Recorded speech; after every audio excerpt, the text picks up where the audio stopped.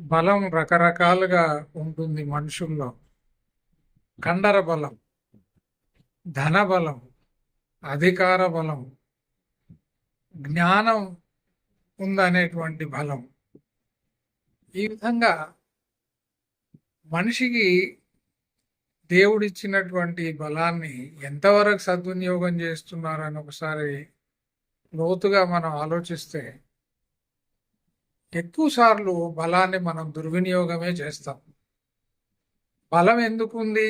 బలహీనుణ్ణి రక్షించడానికి, అంతేగాని బలహీనుణ్ణి హింసించడానికి, వాణ్ణి దోచుకోవడానికి, వాణ్ణి అవమానపరచడానికి బలం దేవుడు మనకి ఇవ్వలేదు.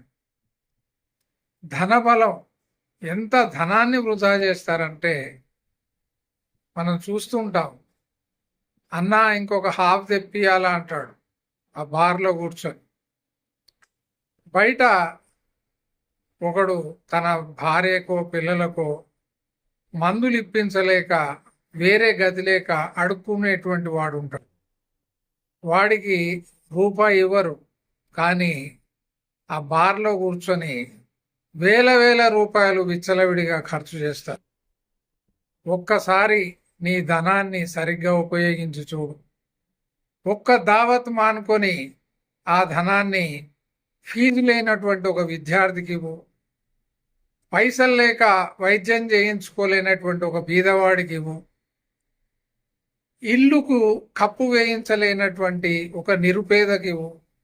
యోగ్యత చూసి సహాయం చేయండి. బలాన్ని దుర్వినియోగం చేస్తూ మనం పాపాన్ని మూటగట్టుకుంటున్నాం. దుర్వ్యసనాలకు, చెడు అలవాట్లకు దూరంగా ఉంటే దాని ద్వారా మిగిలినటువంటి ధనాన్ని, ధన బలాన్ని, మన పలుకుబడిని సమాజ శ్రేయస్సుకి, విశ్వశాంతికి మనం ఉపయోగించినట్టయితే ఫలితాలు మరో విధంగా ఉండే. రావణుడికి విపరీతమైనటువంటి బలం ఉంది, దుర్వినియోగం చేశాడు. ఈరోజు అగ్రరాజ్యాల దగ్గర విపరీతమైన బలం ఉంది, దుర్వినియోగం చేస్తున్నాడు. గమనించండి.